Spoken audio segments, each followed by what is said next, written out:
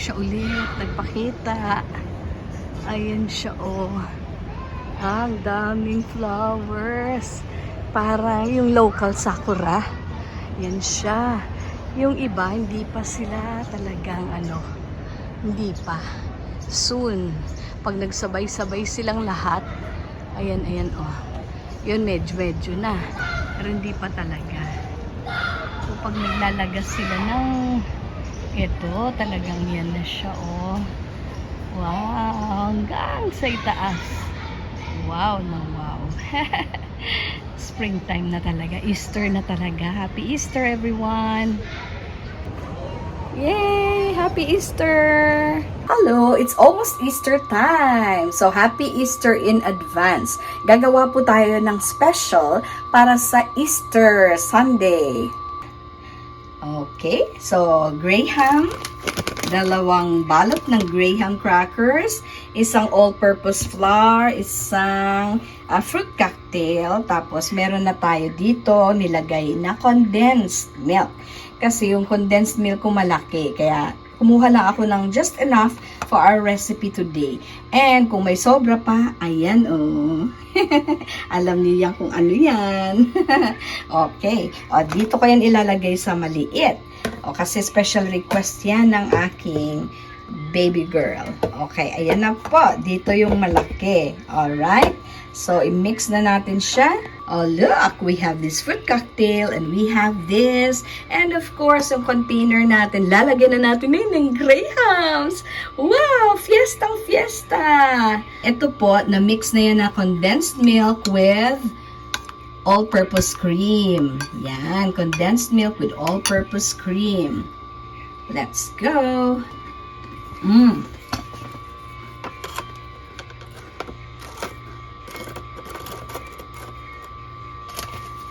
First layer. Uy, 3. Saktong-sakto. Ito naman, pag ganyan. Diba? Ganyan natin siya, guys. Ang problema, hindi siya saktong-sakto. Kaya gagawa natin ng paraan. Ito, oh. So, kalahati na lang siya. And we're going to put that there. Okay? And then, lalagyan na natin siya ng ito muna, cream. Lagyan muna ng cream. Cream. Okay, so ituloy natin. Ganyanin na nga para mabilis tayo. Okay, mix well. Na-mix na naman yan. Okay, ito na oh.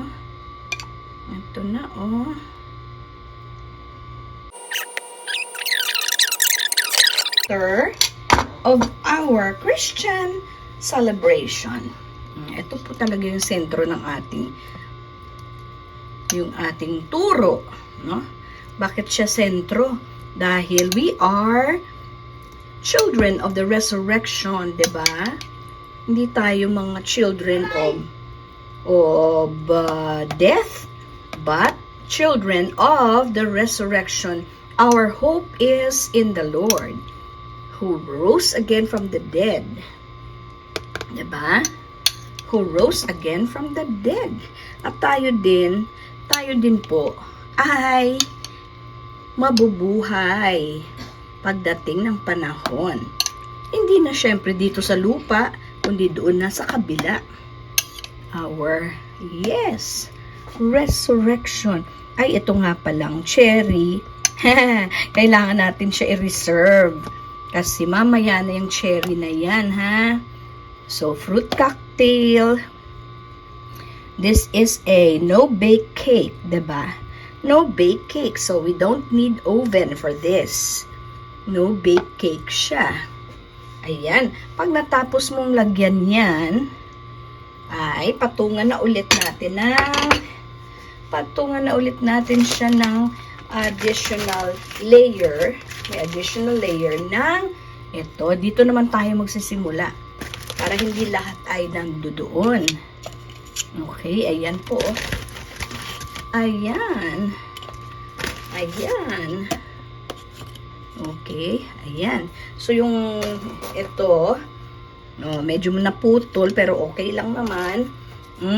Yan. Doesn't have to be so perfect, 'di ba? Pero, ayan. Lagyan ulit natin ng cream. Another layer of cream. Ganyan lang naman, alternately. Alternate lang siya na graham crackers. Tapos may cream, and then my fruit cocktail, and then grahams ulit. Tapos lagyan ulit ng, ng ating cream, at lagyan ulit ng fruit cocktail. Okay.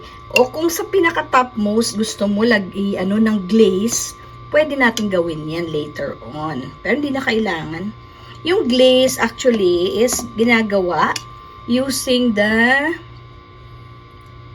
gulaman. Yes, yung gulaman natin, pwedeng gagamitin natin yon. Okay. Oh, di ba? Generous na yan, oh. Wow. Okay. So, next. What's next to that? Of course, ito na naman pong ating fruit cocktail. Layer. The layer of fruit cocktail.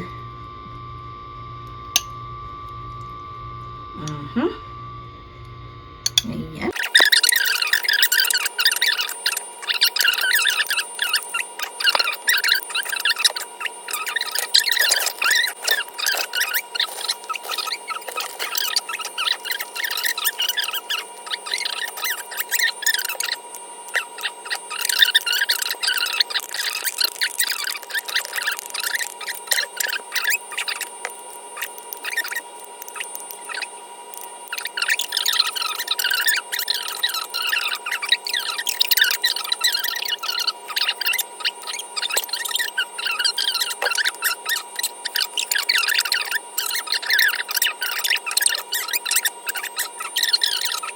So, medyo kinulang nga tayo. Nag-mix tayo ng panibago. At anyway, gagamitin pa natin siya sa ating isa pa. Oo, mga tawag po dito yata icebox cake eh. Huh? Icebox kasi i-refrigerate mo siya para siya ay tuluyang mag-cold. At ano sila, yung ating mga ingredients will really seal together. Ayan, oh. Ayan. O, diba? Mas masarap pagka punong-puno siya ng cream. Pag punong-puno siya ng cream. Ayan, oh. O, diba? Hindi mo masisilip dito yung mga cracks ng graham. O, ha? There you go.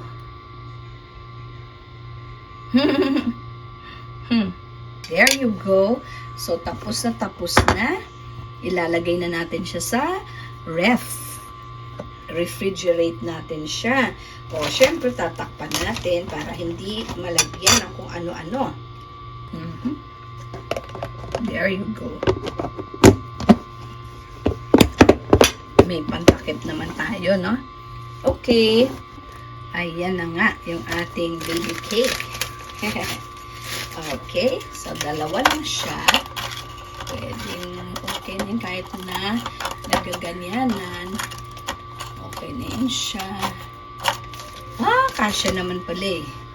O, kasya naman pala. Hindi na kailangan ng ng maski igigitna lang natin siya.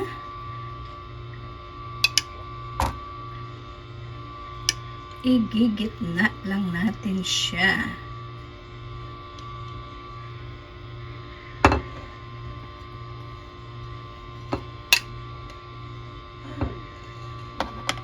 Alright. Okay, ayan na nga guys. Para malaman mo yung iyong mangga ay masarap, mabango, dapat, kung matamis, yon. Para malaman mo matamis siya, amuyin mo yung yung puwet niya yan. Pag naamoy mo na mabango yan, that is matamis na mangga. O, tama lang pagkahinog nito. Tapos, syempre, hinugasan natin siya, binalatan at hiniwa ng strips na ganito. Okay? So, ayan na. Ilalagay na natin. I-assemble na natin siya. O, dahil meron na tayong nilagay dyan, okay na yan. Ito, ganyan. Dala. Okay, ito medyo makapal na ito, oh. Okay, wow na wow. Okay, yan, oh. Wow na wow. Wow na wow. Kasi sakto lang yung ating size, no? Oh, saktong-sakto lang pala, oh. Okay, lalagyan natin na yun ng top. Oh, baka dito na naman tayo magkaroon ng marami. Bawasan ko ng, sige lang, hayaan mo na. O, nailagay na eh, no? Di, okay na. So, lalagyan na naman natin ngayon ng graham on top. Okay, ano, isang graham. Saktong-sakto nga lang siya sa dalawa, eh, no? Pangalawang graham. Ayan na tuloy. Ayan na tuloy.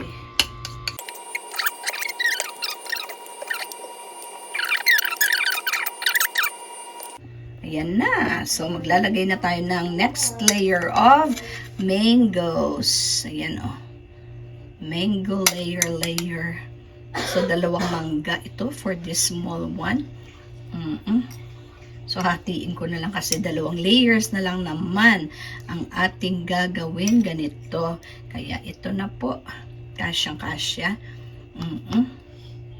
Ayan na siya, oh. Yan. Okay.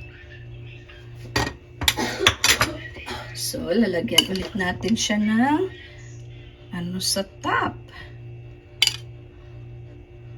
Para may makapitan yung ating graham. Tapos, uubusin na lang natin to sa topmost yung remaining na ganito. Okay? So,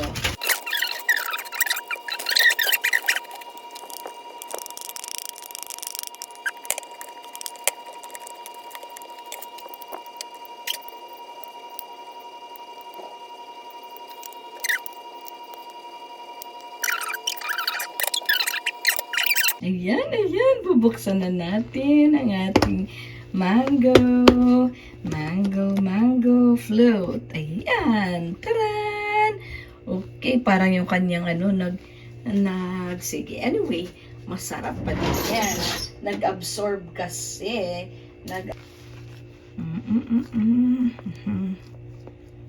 Okay, oy, sorry. Sorry naman.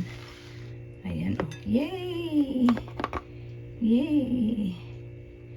Okay, divide by 4 lang kasi maliit lang naman ito eh.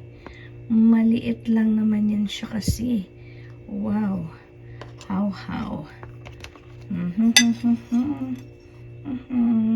Okay, yan oh. Wow! Ang problema lang natin, yung kanyang cream ay pumunta lahat sa baba. Ayan na guys. So, hati and time. Ito nilagyan ko na ng glaze ha. Nilagyan ko na siya ng glaze. Ayan, nilagyan natin siya ng glaze para maganda yung kanyang appearance. Hatiin na natin siya. Okay, ayan oh. Ayan. Okay. Tapos, tatanggalin natin yung isa dyan. We'll see.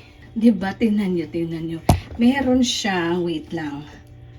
Additional na protein. So, may protein na tayo dyan because of the gelatin. Diba? So, happy Easter, everyone! Ayan pa the rest. Okay, so this is our wrapper. What is this kind of wrapper? Seaweeds. That is for our sushi maker. So let's make sushi today. Sushi. Alright, so here's my bamboo mat for making sushi. And I have one piece of wrapper here. Ayan na, that's our sushi wrapper. Okay, dapat yung rice natin medyo basa-basa. Yun, para maganda yung ating pag-aalalagay natin dyan. At ikakalat natin siya. Diba? Ikakalat natin yan. Ikakalat natin ang ating rice. Ito ang magiging base ng ating sushi. Kalat natin siya at lalagyan natin siya ng ating mga gulay. Kung ano man ang gulay na meron kayo. Or fruits. So, I got carrots. And I have, ano pa ba meron ako dyan?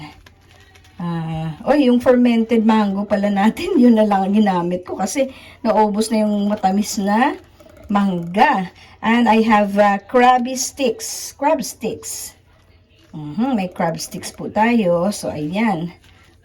Ngayon, na nakalat mo na yung iyong rice.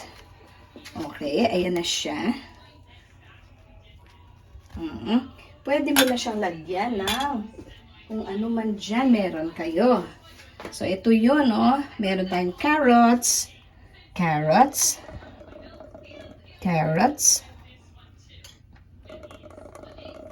carrots. Okay, 3 carrots muna. Tapos, lalagyan natin ng mangga. Yung ating mangga. Okay, yan po. Yung ating mangga. Diba? Meron na. Wala tayong anything green. Wala. So, crab sticks na lang. Ayan, crab sticks natin. Yan ang crab sticks natin. Kailangan hanggang dulo siya eh. Diba? Hanggang dulo kasi i-ano natin yan mamaya. I-roll pa natin siya. So, isa lang ang magagawa ko nito ngayon. Diyan po. Pwede pa natin siyang lagyan ng ano pang ilagay natin dyan. Ayan ito, igaganito natin siya. I know na kung anong ilalagay ko pa. Raisins. Lagyan natin siya ng raisins. Ayan na po. Nilagyan na natin siya ng raisins. So, susubukan ngayon natin, Kung pwede natin siyang i-roll na ganyan, rolyo. I-roll lang naman yan, diba?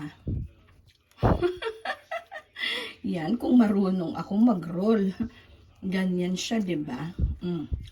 Sobrang puno yata. Bundat. bundat ang ating ginawa. Sobrang bundat niya, Sobrang bundat niya. Nako. Lumabas na yung kanyang mga bawasan natin. Actually, pwede mong lagyan yan kahit ano, diba? Bawasan natin kasi nasobrahan pala siya. Balik natin to.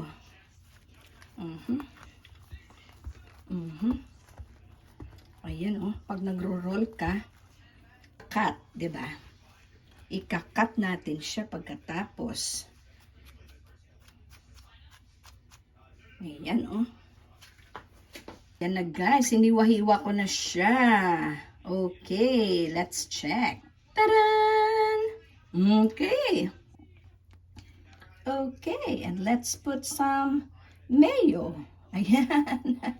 Yung mayo natin, ito lang ang mayo meron ako.